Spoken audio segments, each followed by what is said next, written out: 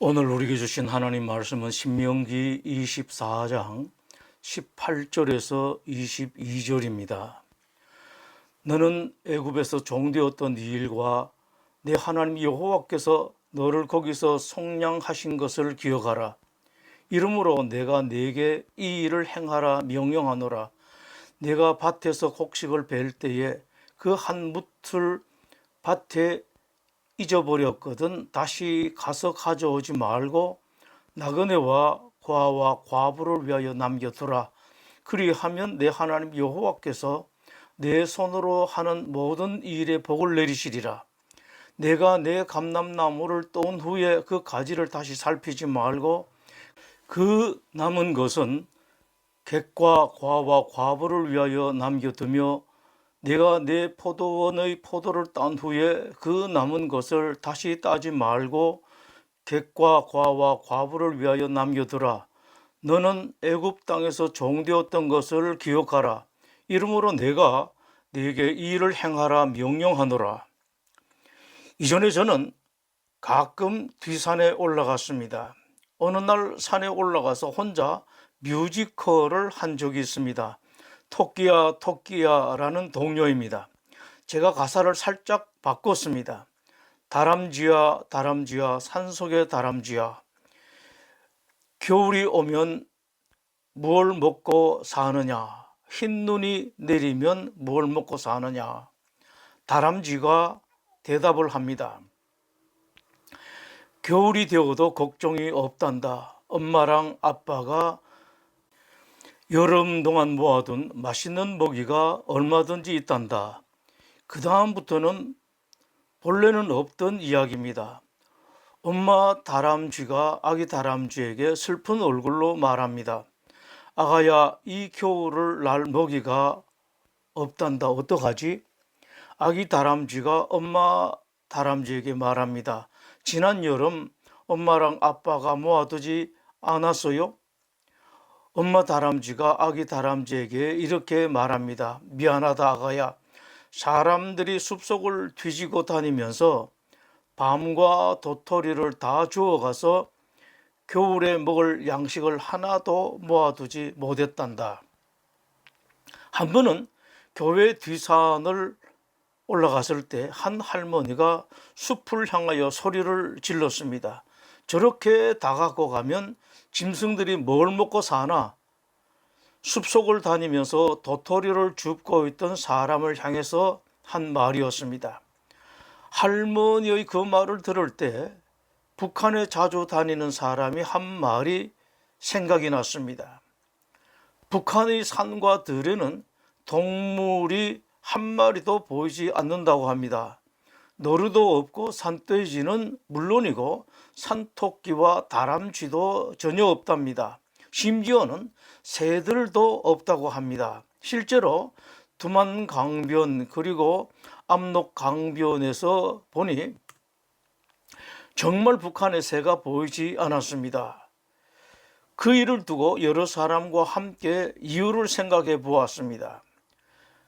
먼저 한 말들은 북한 사람들이 먹을 것이 없어서 다 잡아먹었다는 말이었습니다.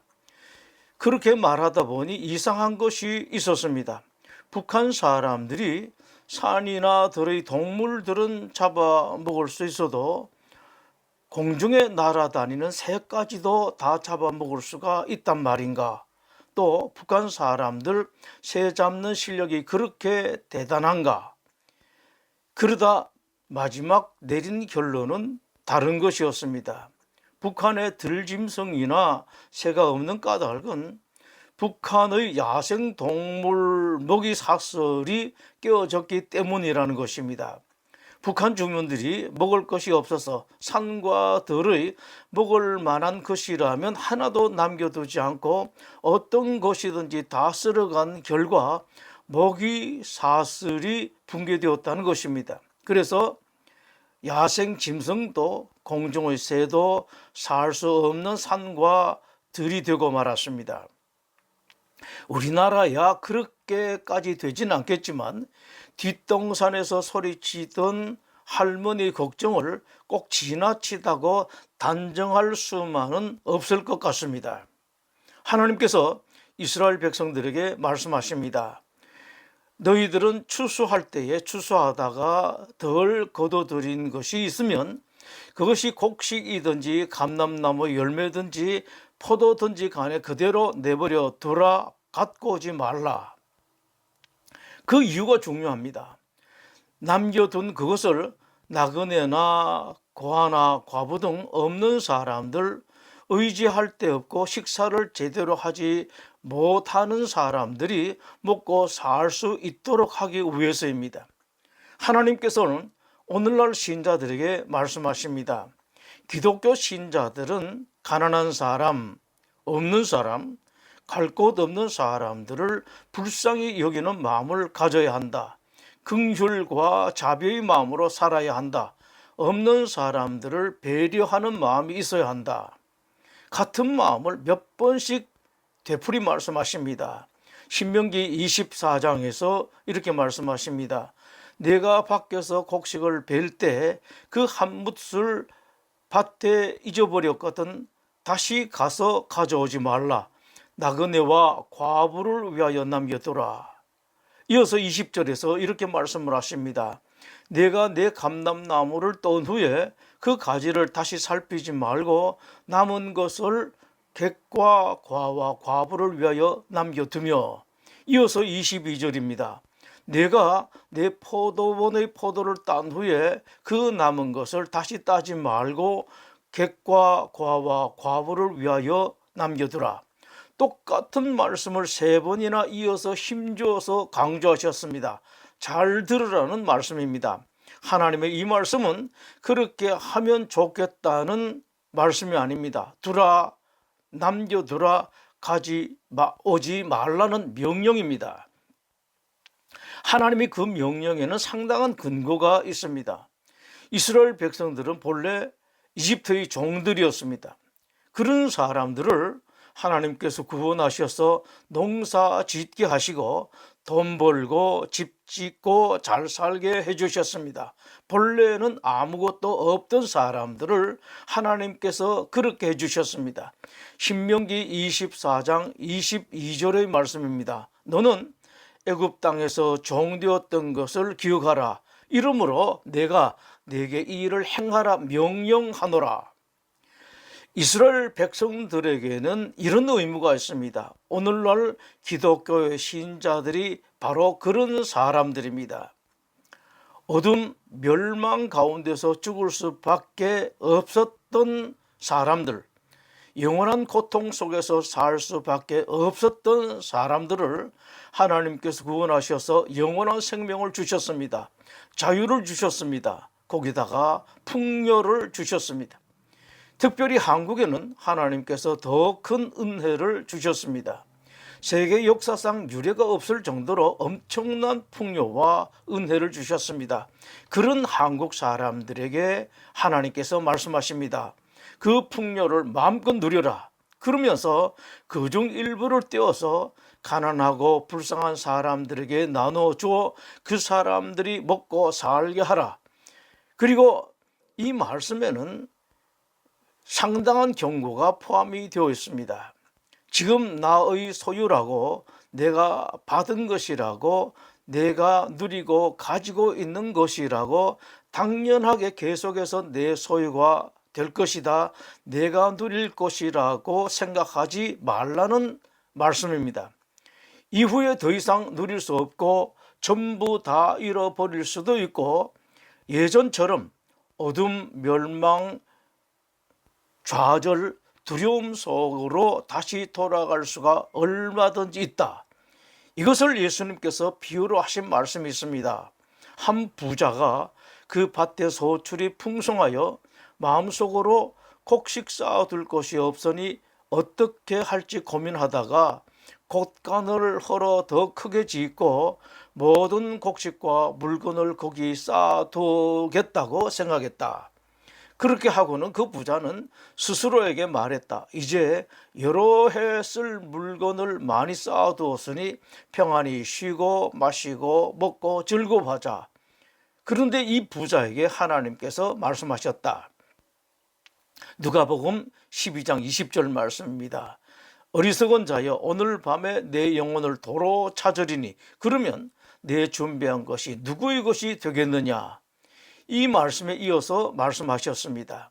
자기를 위하여 재물을 쌓아두고 하나님께 대하여 부여하지 못한 자가 이와 같을 것이리니 이 땅에서 편안하게 넉넉하게 재미나게 살다가 지옥불에 떨어진 순악질 여사가 있었습니다. 너무 뜨거워서 견딜 수가 없었습니다. 그러다가 저 위에서 아주 행복하게 살아가는 사람들을 보았습니다. 이 순악질 여사가 가만히 생각해 보니 자기도 일평생 살면서 남 도와준 적이 한 번은 있었습니다. 밭에서 파를 뽑는데 거지가 와서 구걸하기에 팥뿌리 하나, 그것도 썩은 파 하나를 준 적이 있었습니다. 이 순악질 여사가 하나님께 항의했습니다. 하나님, 저도 생전에 착한 일을 한 적이 있습니다. 하나님께서는 왜 제가 거지에게 팥뿌리 준 것을 기억하지 못하십니까? 하나님께 이 항의를 들으시니 그 말이 맞았습니다. 천사를 시켜서 순악질 여사가 거지에게 주었다는 팥뿌리를 가지고 가서 그 여자를 뜨거운 지옥불에서 건져내라고 말씀하셨습니다. 천사가 갔습니다. 뜨거운 불 속에 있던 순악질 여사에게 팥뿌리를 내밀었습니다. 순악질 여사는 팥뿌리 한쪽 끝을 잡고 올라오기 시작합니다. 그런데 지옥에 있던 다른 사람들이 줄줄이 순악질 여사의 다리를 붙들고 따라 올라오는 것입니다. 순악질 여사가 가만히 생각해 보니 팥뿌리가 곧 끊어질 것 같았습니다. 다리를 흔들어 댔습니다. 그러자 주렁주렁 달고 오는 사람들이 맨 끝의 사람부터 하나씩 뚝뚝 떨어져서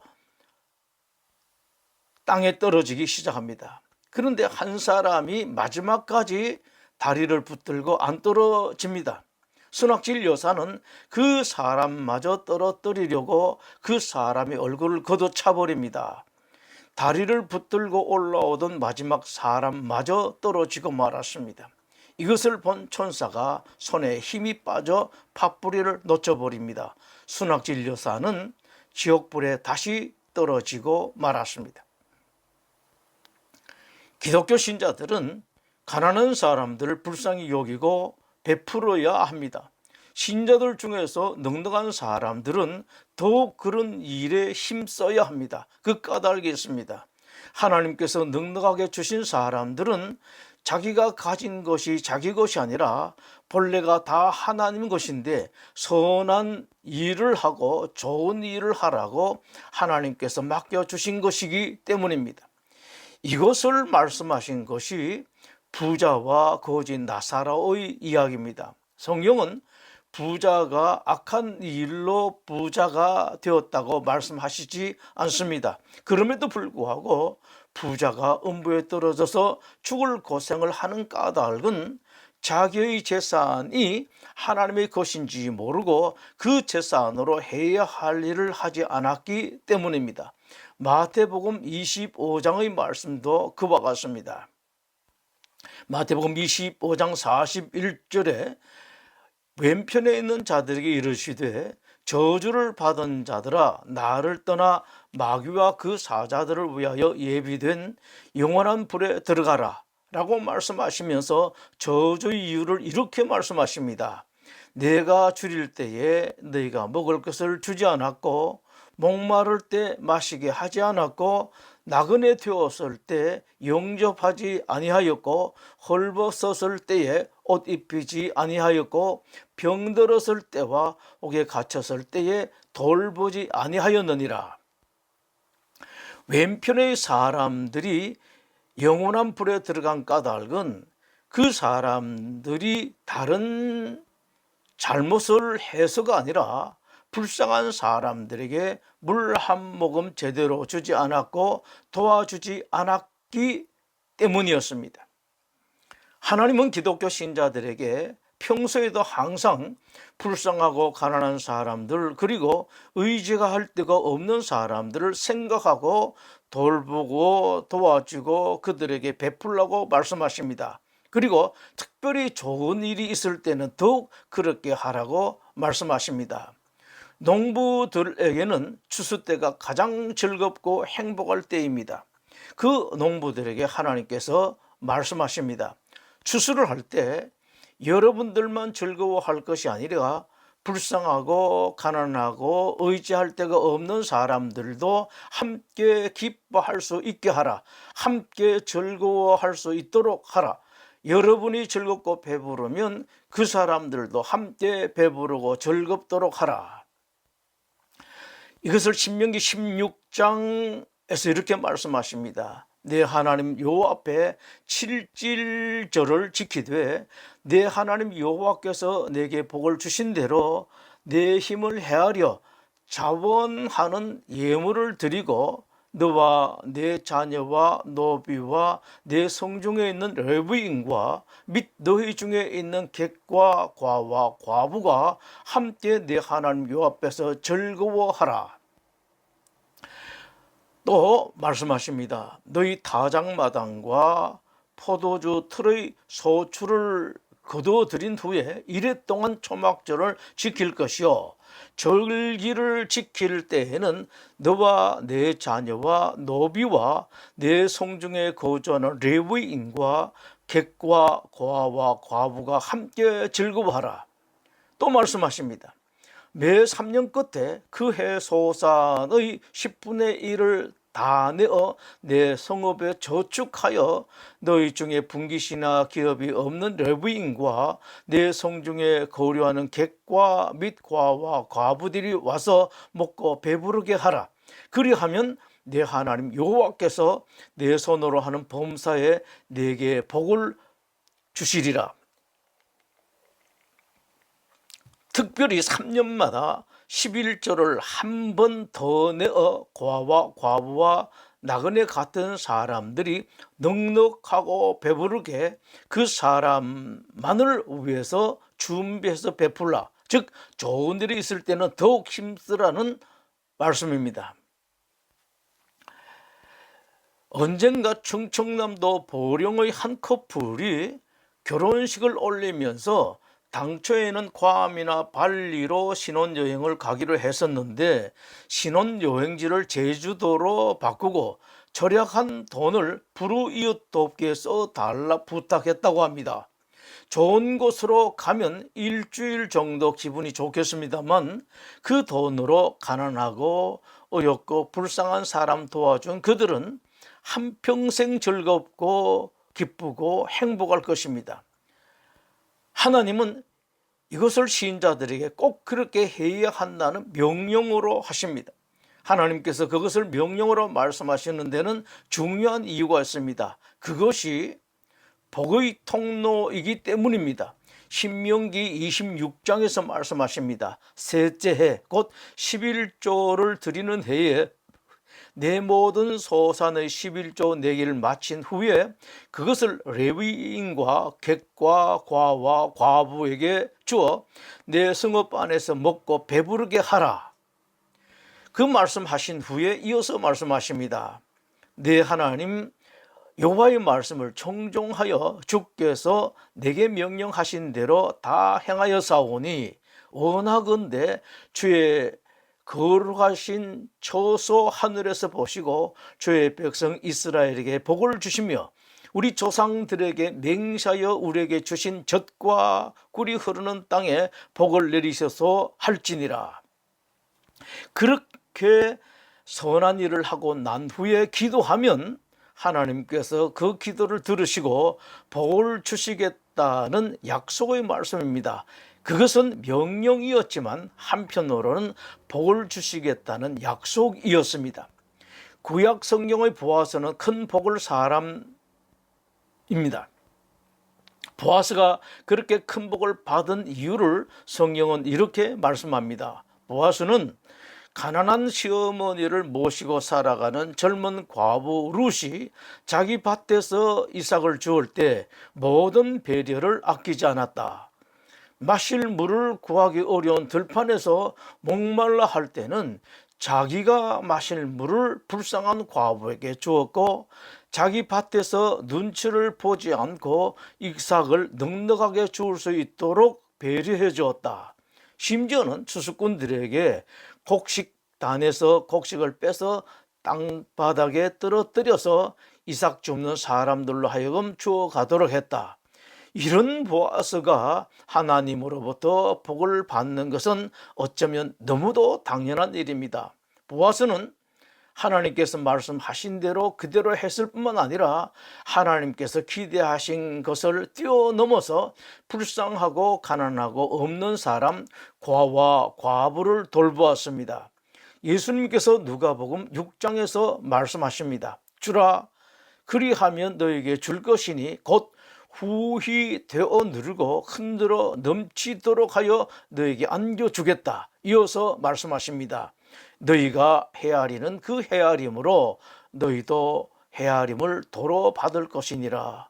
아멘. 기도하겠습니다. 하나님, 우리 성도들이 하나님 말씀하신 대로 예수님께서 하신 것처럼 넉넉한 마음으로 사람들을 돌보고 돕고, 부탁받은 것을 거절하지 말고 부탁받은 것 이상으로 베풀 수 있는 복 있는 하나님의 사람들이 되게 하여 주시옵소서. 예수님 이름으로 기도드립니다. 아멘.